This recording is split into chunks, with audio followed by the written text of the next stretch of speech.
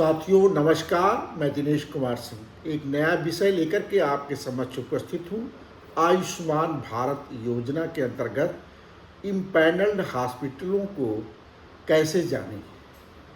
साथियों, आप जानते हैं कि पहले इस योजना के आने से पहले लोगों को अपना इलाज कराने के लिए या तो अपनी निजी पैसे अस्पताल को पे करने पड़ते थे, अगर पैसे नहीं होते थे जो ज़मीन जायदाद बेचनी पड़ती थी, जेवर गिरवी रखना पड़ता था। गरीबों को इलाज कराना बड़ा कठिन था।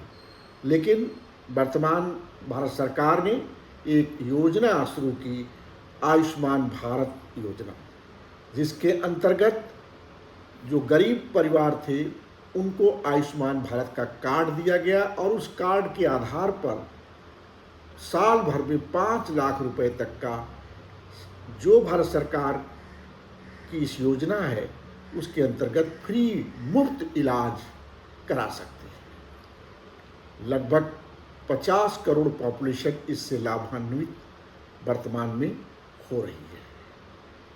लेकिन अगर गांव का कोई आदमी बीमार है तो उसे कैसे पता चलेगा कि इस कार्ड से किस किस अस्पताल में इलाज कराया जा सकता है, क्योंकि सारे हॉस्पिटल इस योजना के अंतर्गत इम्पैनल्ड नहीं हैं।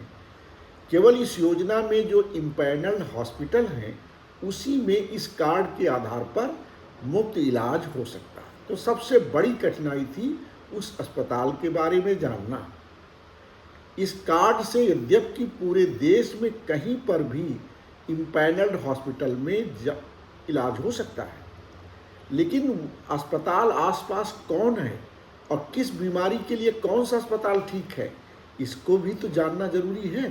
तभी तो हम उचित अस्पताल का चयन कर पाएंगे और अपना इलाज सही ढंग से करा पाएंगे इस कार्ड के आधार पर। साथियों, इसके लिए सरकार ने अब एक नया ऐप लॉन्च कर दिया, आयुष्मान सारथी ऐप।